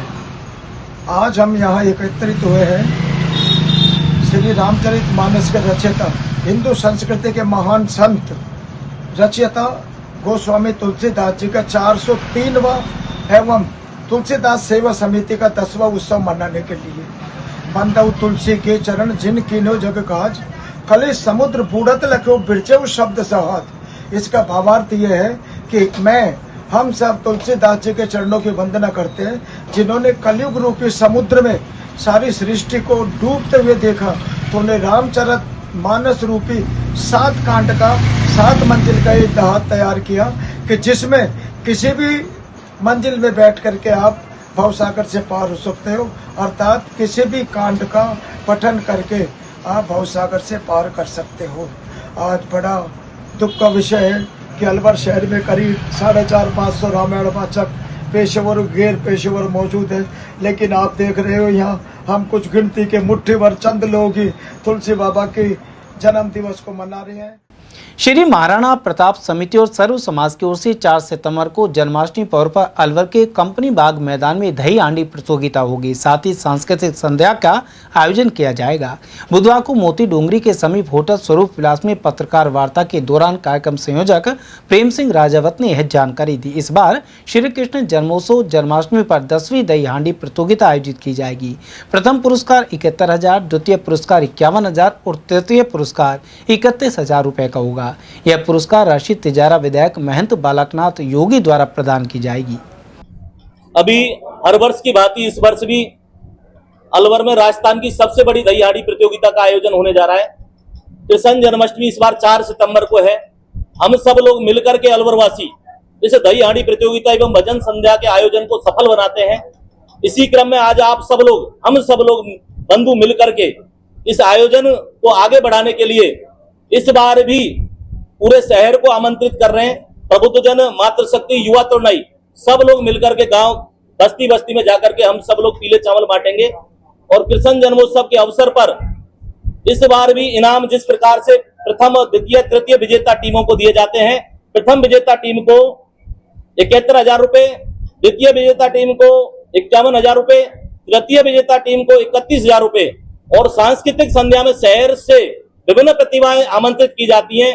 सब लोग जो भगवान श्री कृष्ण के अच्छे कार्यक्रम कर सकते हो, भगवान श्री कृष्ण से अच्छे कार्यक्रमों में भाग ले सकते हो, ऐसे लोगों को हम सब आमंत्रित करते हैं।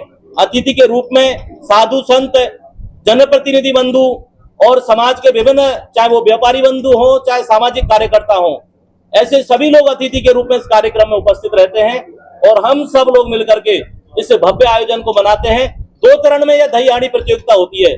प्रथम चरण में जो जीतने वाली टीम है उनमें से विजेता 6 टीमों को आगे तक खिलाया जाता है। उनमें से जो प्रथम स्थान पर 6 टीमों में से 3 टीम जो प्रथम स्थान पर रहती हैं उनको पुरस्कृत किया जाता है। कितनी टीमें भाग ले रही हैं इसमें? हर बार 20 के समथिंग, 20 के अंडर 20 टीमें भाग लेती हैं। इस बार प्रयास करेंगे कि 20 से ऊपर टीमें भाग लें। मुख्य अतिथि तो सबको हम आमंत्रित करते हैं, जो भी जनप्रतिनिधि हैं, चाहे वो कांग्रेस के हैं, चाहे बीजेपी के हैं, चाहे सामाजिक लोग हैं, मुख्य रूप से साधु संतों के नेतृत्व में यह आयोजन होता है। सर्व हिंदू समाज लोग मिलकर के इस आयोजन को करते हैं। समय क्या रहेगा? समय इसका 6:15 बजे से और 11:15 बजे तक इसका समय रहेगा। नई दिल्ली के इंदिरा गांधी इंडोर स्टेडियम में विश्व बैडमिंटन चैंपियनशिप आयोजित हो रही है। अलवर मूल की इशिका जायसवाल ने यूएसए की ओर से खेलते हुए महिला एकल में जीत के साथ शुरुआत की। मंगलवार को खेले गए मुकाबले में इशिका ने मैक्सिको की सबरीना सोलिस को सीधे 2 गेम में हराकर दूसरे दौर में प्रवेश किया। अब उनका मुकाबला रासनोक इतनोंग के साथ होगा, जो विश्व की 7वें नंबर की खिलाड़ी हैं। साथ ही 2013 में वर्ल्ड चैंपियन रह चुकी हैं। अलवर के नया रूपबास में बुधवार से 7 दिवसीय संगीत में श्री शिव महापुराण कथा का शुभारंभ हुआ। यह कथा 25 अगस्त तक चलेगी। कथा का वाचन श्री चित्रकूट धाम से आए संत स्वामी कमलदास बापू कर रहे हैं। कथा के पहले दिन उन्होंने देवराज, विंदुक और चंचुला जैसे महापापियों द्वारा शिव महापुराण सुनकर शिवलोक की प्राप्ति से जुड़ा प्रसंग सुनाया। इससे पहले गाजे बाजे के साथ नया रूपबास नामदेव चौक स्थित शिवालय से विशाल कलश यात्रा निकाली गई। आयोजक माता दी नामदेव के नेतृत्व में आयोजन हुआ। आयोजन से जुड़ी ज्ञानवती देवी मिश्रा ने बताया कि इस मौके पर मुकेश नामदेव छिपा, जितेंद्र यादव और अन्य श्रद्धालु मौजूद रहे। अलवर के मालवीय नगर निवासी डॉक्टर अनामिका गुप्ता ने डॉक्टर एसआर राजस्थान आयुर्वेद विश्वविद्यालय जोधपुर में विश्वविद्यालय स्तर पर प्रथम स्थान प्राप्त किया है। वे Swasthya Kalyan homeopathic medical college and research centre Jaipur की छात्रा रही हैं। अनामिका गुप्ता ने प्रथम वर्ष से लेकर बीएचएमएस अंतिम वर्ष तक लगातार विश्वविद्यालय स्तर पर प्रथम स्थान प्राप्त कर उल्लेखनीय उपलब्धि हासिल की है। राजस्थान में होम्योपैथिक क्षेत्र में करीब 19 वर्षों के अंतराल के बाद ऐसी उपलब्धि दोहराई गई है। ऐसे में उन्हें बैक्सन drugs and pharmaceuticals private limited द्वारा स्वर्ण पदक से सम्मानित किया गया। अनामिका ने सफलता का श्रेय अपने माता पिता, परिवार एवं गुरुजनों के मार्गदर्शन को दिया है। उधर जयपुर में सम्मान कार्यक्रम में राजस्थान स्वास्थ्य विज्ञान विश्वविद्यालय जयपुर के प्राचार्य एवं नियंत्रक डॉक्टर मोइनीश ग्रोवर मुख्य अतिथि रहे। साथ ही स्वास्थ्य कल्याण ग्रुप ऑफ इंस्टीट्यूशंस एवं राजस्थान हॉस्पिटल लिमिटेड के chairman doctor SS Agarwal, vice president doctor Sarvesh Agarwal एवं सीईओ श्रद्धा अग्रवाल आदि मौजूद रहे। अलवर शहर के सेंट एंसलम सीनियर सेकेंडरी विद्यालय में विधिक जागरूकता शिविर का आयोजन किया गया।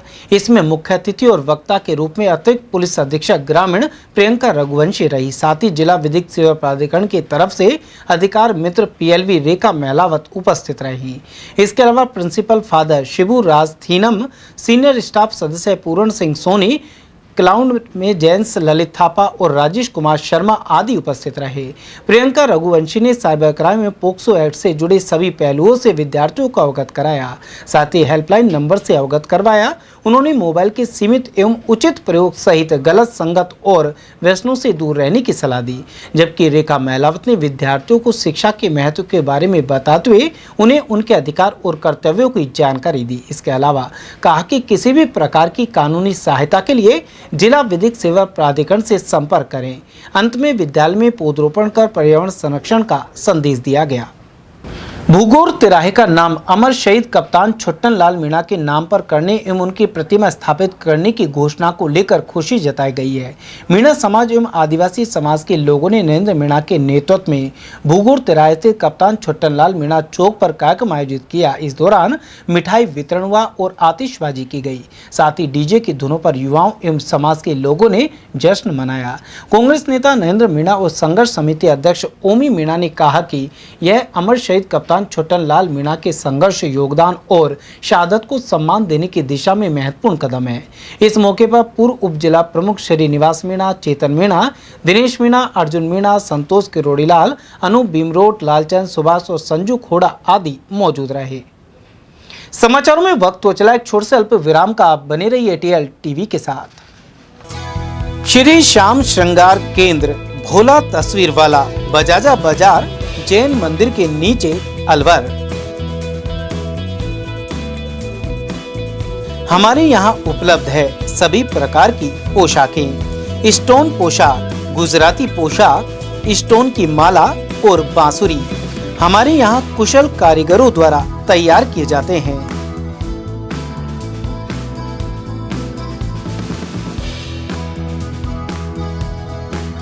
आप सेवा का मौका अवश्य दें। श्री श्याम श्रृंगार केंद्र, भोला तस्वीर वाला, बजाजा बाजार जैन मंदिर के नीचे अलवर। संपर्क के लिए भोला तस्वीर वाला मोबाइल नंबर है 9251507196। कुणाल मोबाइल नंबर है 8955909829। फर्नीचर का 32 साल पुराना जाना माना नाम Rahul decor.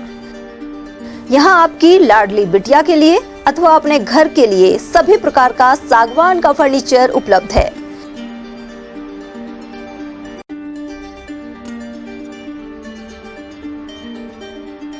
Double bed, dressing table, sofa set सागवान एवं कपड़े वाले तथा सेंटर टेबल, भट्टी कलर, स्टील अलमारी, ब्रांडेड एवं सॉफ्टी फोम के गद्दे आपकी नाप तोल से बनाए जाते हैं।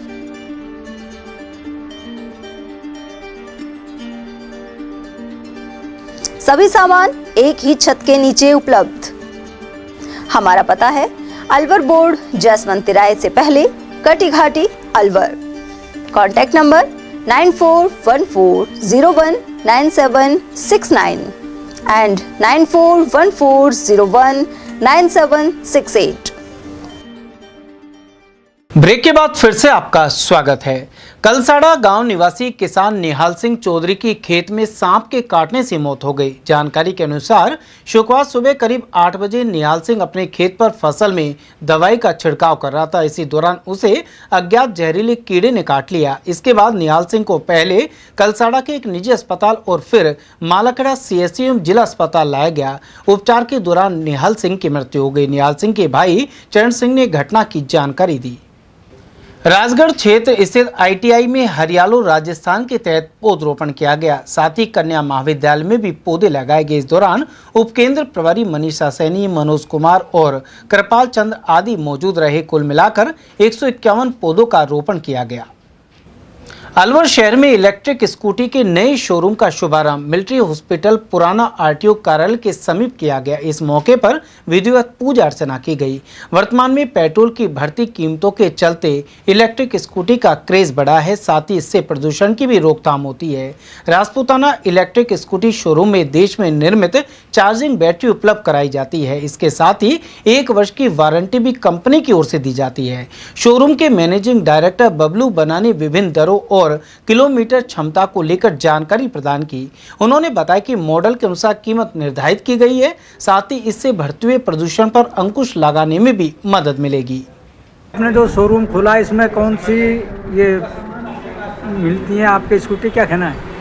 जय माता दी की मैं हुकुम कहना चाहूँगा कि आज हमने ये राजपूताना 2 व्हीलर इलेक्ट्रिक स्कूटी का शोरूम डाला है और सभी जिले वासियों से निवेदन है आप एक बार सेवा का मौका अवश्य दें। और हमारी स्कूटी के अंदर जो फीचर्स हैं वो सबसे अलग अलग हैं। रिमोट वगैरह रखा गया है। अगर आप रिमोट से लॉक कर दोगे तो ये कहीं आगे जाएगी नहीं, चलेगी नहीं। और सबसे बड़ी बात ये है इसमें लिथियम बैटरी है और इलेक्ट्रिक मतलब वातावरण के लिए भी है और प्रदूषण नहीं फैलेगा। बहुत सारी खूबियाँ इनके अंदर हैं। राजकीय शहीद सलीम खान उच्च माध्यमिक विद्यालय महुआ खुर्द में भामाशाह सेवानिवृत्त मुख्य ब्लॉक शिक्षा अधिकारी भगवान सहाय शर्मा की ओर से कृष्ण भोग का आयोजन हुआ। इसके तहत 400 से अधिक बालक बालिकाओं को भोजन कराया गया। विशेष बात यह कि इस विद्यालय में मुस्लिम समुदाय के बच्चे अधिक संख्या में हैं। इनके साथ किए गए कृष्ण भोग में प्रेम और सौहार्द की झलक दिखाई दी। कार्यक्रम में विद्यालय विकास प्रबंधन समिति के पदाधिकारी, स्टाफ सदस्य एवं स्कूली बच्चे उपस्थित रहे। आरंभ में मां सरस्वती एवं भारत माता को प्रसाद अर्पित किया गया। साथ ही मकोला खान, छोटे खान, रमजान खान और रहमत आदि मौजूद रहे। भगवान सहाय शर्मा इसी विद्यालय में सेवारत रहे हैं। हमारे स्कूल में प्रिंसिपल जो है वहाँ सारा बच्चों को भोजन दिए और अच्छी स्कूल चलाई है हमारी। और अब वो रिटायर हो गए तो सारा बच्चा लोग 12वीं तक, पहली से 12वीं तक तो सबको भोजन। ये मेरा विद्यालय रहा है। मैं लगभग 6 साल यहाँ पर प्रिंसिपल के रूप में कार्य किया है। मेरी कर्मचारी होने के कारण मेरा इन बच्चों और गाँव वालों से विशेष लगाव था। तो रिटायरमेंट के बाद मैंने बच्चों से कहा था कि एक बार आपके साथ बैठकर भोजन करने की इच्छा है और इसी उपलक्ष्य में मैंने आज कृष्ण भोग का आयोजन किया था। इसमें सभी ग्रामवासियों और बच्चों के द्वारा रुचिकर भोज का आनंद लिया गया। कौन कौन सी कक्षा इसमें शामिल थी, कितने इसमें लगभग 1 से और 12 तक के सभी बालक बालिका है। सरकार जो है कक्षा 1 से 8 तक तो मिड डे मील देती है और उसका हमने पहले ही 2-3 दिन पहले ही उनको सूचित कर दिया कि भाई आप जो है इस दिन पूर्व प्रधानाचार्य के द्वारा कृष्ण भोग का आयोजन किया जाएगा, इसलिए उनको मना करा है। आज हमने सभी बच्चों को भोजन व्यवस्था। मालाखेड़ा तहसील के जमालपुर पटवार मंडल में पटवारी के पद पर लंबे समय से स्थायी चार्ज नहीं है। इसी वजह से क्षेत्र के किसानों, विद्यार्थियों एवं आमजन को परेशानियों का सामना करना पड़ रहा है। जानकारी के अनुसार जमालपुर पटवार मंडल का चार्ज वर्तमान में महुआ खुर्द पटवार मंडल के पास है। अतिरिक्त कार्यभार होने के कारण वहां के पटवारी को जमालपुर क्षेत्र में समय नहीं मिल पाता है। इससे मुंडिया, जमालपुर, मिर्जापुर, सतना, मोरिया, बुलंदीवाड़, बुलंदी सहित आसपास के गाँव के लोग नामांतरण, जमाबंदी, गिरदावरी और नक्शा जैसे राजस्व कार्यों के लिए भटकने को मजबूर हैं। सरपंच ने केंद्रीय मंत्री भूपेंद्र यादव को पत्र लिखकर अवगत भी कराया था, लेकिन अभी तक इस पर कोई कार्रवाई नहीं हुई है। श्री श्याम पदयात्रा मंडल मालाखेड़ा की ओर से शाम भक्तों की पदयात्रा हनुमान मंदिर पर पूजा अर्चना के बाद रवाना हुई। बुधवार सुबह खाटू श्याम के लिए 33वीं वार्षिक पदयात्रा राजगढ़ गेट हनुमान मंदिर से रवाना हुई है। पदयात्री इस दौरान रेलवे स्टेशन स्थित श्याम मंदिर भी पहुंचे। श्रद्धालु राजेश चौधरी, राजाराम चौधरी, राम सिंह राजपूत और राम सिंह गौड़ ने इस बारे में जानकारी दी। वहीं पदयात्रा को समाज सेवी नरेंद्र सावित्री मीणा ने हरी झंडी दिखाई। श्रद्धालु 23 अगस्त को श्याम मंदिर पहुंचकर निशान अर्पित करेंगे। श्रद्धालु हमारे साथ जाते हैं, सारी सुविधाएं खाने पीने की सारी पूरी ख्याल रखा जाता है। सारे श्रद्धालु मेडिकल वगैरह सारा कुछ ख्याल यात्रियों का बहुत ही अच्छे से रखा जाता है। हमारे सभी पदयात्रा मंडल के सदस्यों द्वारा बहुत ही अच्छी उनकी सेवा की जाती है। अलवर जिले के प्रसिद्ध लोक देवता भृतरी धाम स्थल पर सावन महीने में श्रद्धालु की आस्था उमड़ रही है। बड़ी संख्या में श्रद्धालु पदयात्रा करते हुए और दंडोतिया देते हुए बाबा के दर्शन के लिए पहुंच रहे हैं। सावन महीने के चलते भृतरी धाम जाने वाले मार्ग पर दिन भर श्रद्धालुओं की आवाजाही बनी रहती है। अलवर जयपुर मार्ग पर डीजे के साथ भजन और बाबा के जयकारों की गूंज सुनाई दे रही है। श्रद्धालु पूरे उत्साह और आस्था के साथ धार्मिक स्थल पर पहुंचकर पूजा अर्चना कर रहे हैं। भृतरी धार्मिक स्थल पर सावन और भादो महीने में विशेष धार्मिक माहौल रहता है। इस दौरान दूर दराज के क्षेत्रों से भी बड़ी संख्या में श्रद्धालु दर्शन के लिए पहुंचते हैं और अपनी मनोकामनाओं को लेकर बाबा के दरबार में शीश नवाते हैं। अकबरपुर क्षेत्र में मौसम में बदलाव के बाद मौसमी बीमारियों का प्रकोप बढ़ने लगा है। अकबरपुर अस्पताल में इन दिनों खांसी, जुकाम, बुखार और वायरल फीवर की मरीजों की संख्या लगातार बढ़ रही है। अस्पताल में उपचार के लिए मरीजों की भीड़ देखी जा रही है। अकबरपुर क्षेत्र डेंगू, मलेरिया और स्क्रब टाइफस की दृष्टि से भी अति संवेदनशील माना जाता है। मलेरिया प्रभावित क्षेत्र में चिकित्सा एवं स्वास्थ्य विभाग की ओर से टेमीफोस, पायरेथ्रम और ALO दवा का लगातार छिड़काव किया जा रहा है, जिससे मच्छरों से फैलने वाली बीमारियों पर नियंत्रण किया जा सके। वहीं अस्पताल में डॉक्टरों की कमी के चलते मरीजों को उपचार के लिए परेशानी का सामना करना पड़ रहा है। उधर अकबरपुर अस्पताल के प्रभारी डॉक्टर जितेंद्र यादव ने बताया कि इन दिनों मौसम में बदलाव के कारण मौसमी बीमारियों के मरीज बढ़ रहे हैं। खांसी, जुकाम और बुखार के साथ वायरल फीवर के मरीज अधिक आ रहे हैं। मरीजों का समय पर उपचार किया जा रहा है और उन्हें बीमारी से बचाव के लिए सावधानी बरतने के प्रति जागरूक किया जा रहा है। पास में दूर दूर से गांव से आ रहे हैं, सारे बीमार हैं, लाइन लगी पड़ी है, लाचार होके बैठे पड़े हैं, मगर कोई इतनी वो सुविधा तो दिख नहीं रही है। डॉक्टर की कमी है, डॉक्टरों की कमी की वजह से डॉक्टर एक ही बैठता है हमारे यहाँ पे, वो भी क्या कर सकता है। लाइन लगी पड़ी है, मरीज सारे परेशान बैठे हुए हैं, बूढ़े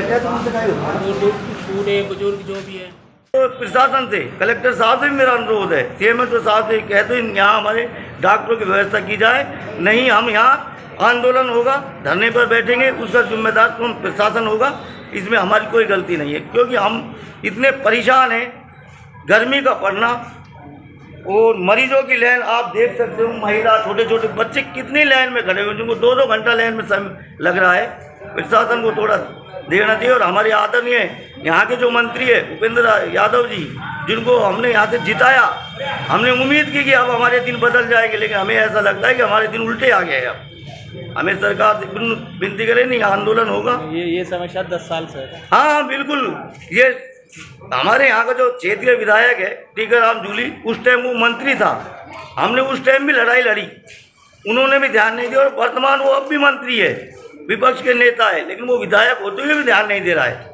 भाई क्या एक विपक्ष का नेता की इतनी जिम्मेदारी नहीं है क्या? क्षेत्र के अंदर डॉक्टर नहीं लगाया जा सकता है? उनसे हम बात करने की कोशिश करते हैं, भाई सरकार नहीं है।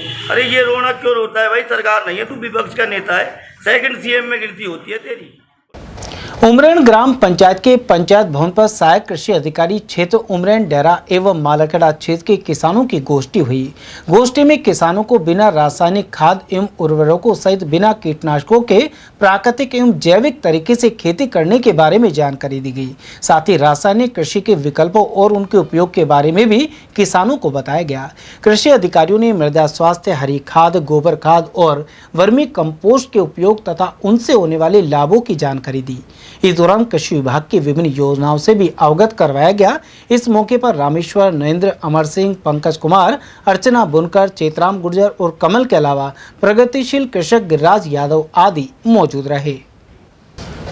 रामगढ़ क्षेत्र के बाबतपुर रोड स्थित श्री श्याम मंदिर में विधायक कोटे से लगभग 80 लाख की लागत से तोरण द्वार का उद्घाटन संपन्न हुआ। इस दौरान विधिवत पूजन किया गया। इस मौके पर विधायक सुखवंत सिंह, नंद कुमार महाराज, जवाहरलाल तनेजा, शंकर श्रीवास्तव, एडवोकेट राजकुमार यादव, एडवोकेट दिनेश शर्मा, भाजपा मंडल अध्यक्ष भगवान सैनी और पूर्व मंडल अध्यक्ष गोविंद सैनी आदि मौजूद रहे। आज हमारे तोरण द्वार का पूजन हुआ है, जिसका कि एमएलए साहब ने, डीएन साहब ने सबका योगदान इसमें है। तो शाम प्यारे बोल खाटू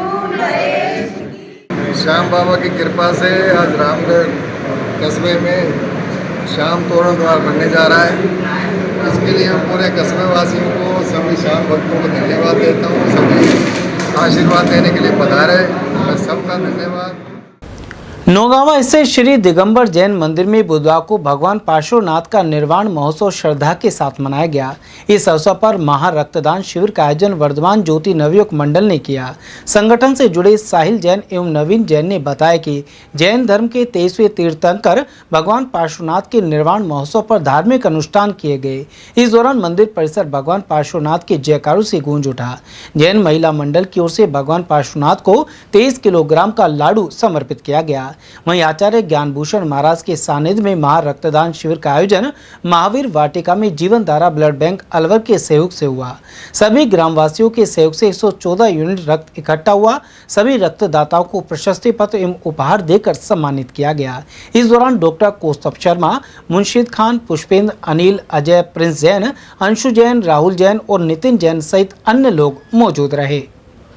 बड़े हर्षोल्लास से भगवान चिंतामणि पार्श्वनाथ भगवान का निर्माण महोत्सव मनाया गया, जिसमें महारक्तदान शिविर लगाया गया, जिसमें 114 यूनिट समस्त समाज, समस्त ग्रामवासी, समस्त बस्ती माता की तरफ से महारक्तदान संपन्न हुआ।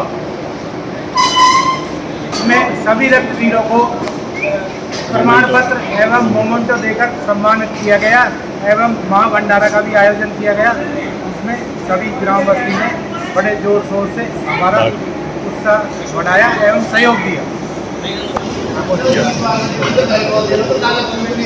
मैं ललित जैन, जैन समाज नौगावा और वार्ड संख्या 10 से आज 19 अगस्त 2026 श्री पार्श्वनाथ भगवान के मोक्ष कल्याणक सावन सुदी सप्तमी के दिन भगवान पार्श्वनाथ के निर्वाण महोत्सव पर आचार्य श्री ज्ञानभूषण जी महाराज की प्रेरणा से आज महा रक्तदान शिविर का आयोजन किया गया। आज यहाँ भगवान पार्श्वनाथ के निर्वाण महोत्सव के ब्लड डोनेशन कैंप का आयोजन किया गया था और यहाँ गवर्नमेंट ब्लड बैंक अलवर की टीम आई है।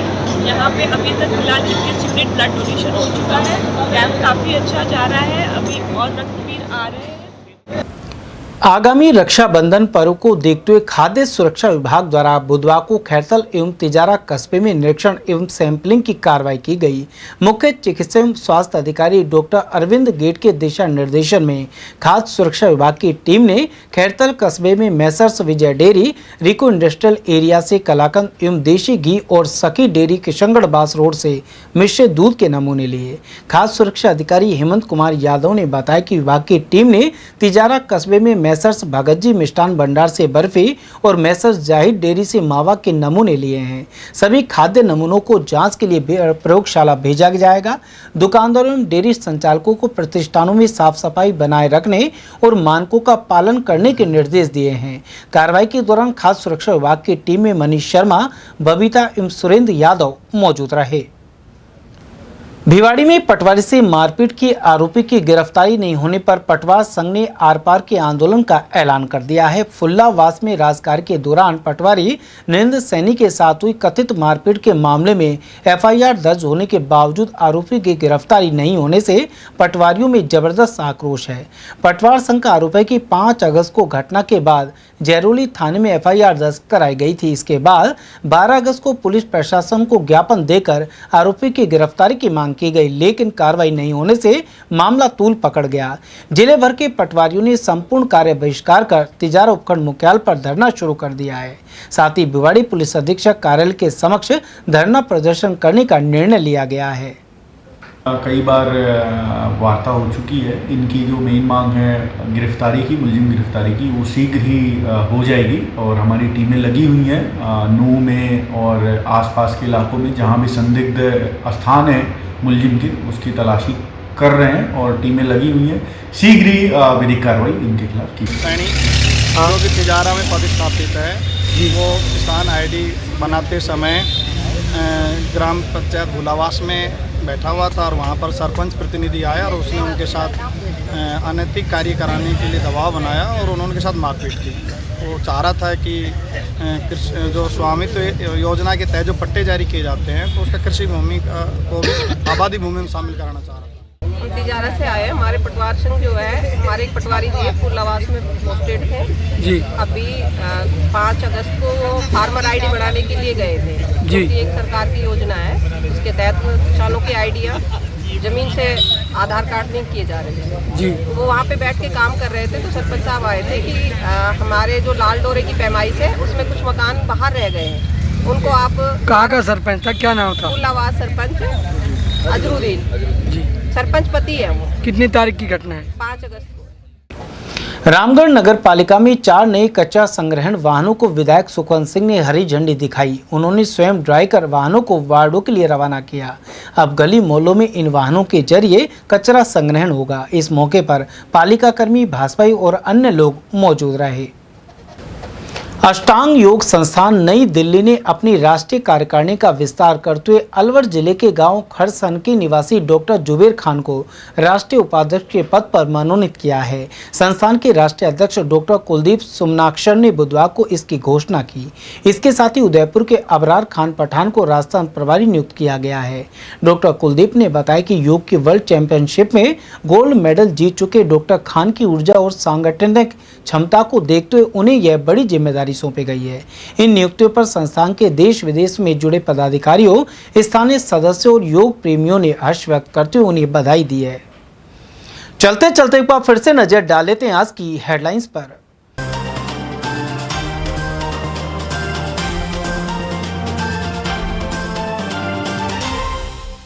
वादों के बावजूद नियुक्तियों से वंचित सफाई कर्मियों ने नगर निगम का गेट बंद कर रोका रास्ता।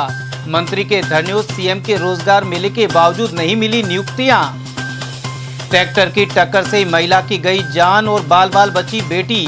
बगड़ तिराया क्षेत्र में हुआ दर्दनाक हादसा। सिलिसेट झील पर आपसी विवाद के बाद चले लात घूसे, वीडियो भी हुआ वायरल।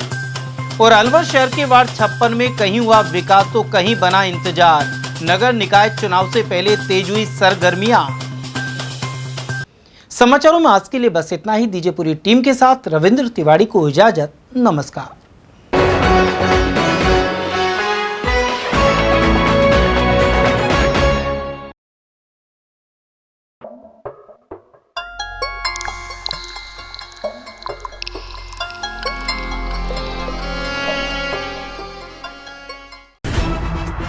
खबरें जो हमें सीधा जोड़ती हैं आपसे, जिनका आपकी जिंदगी पर होता है सीधा असर। खबर का मतलब है एक भरोसा, और आपका भरोसा है हमारी जिम्मेदारी। ATL TV, भरोसा अलवर का।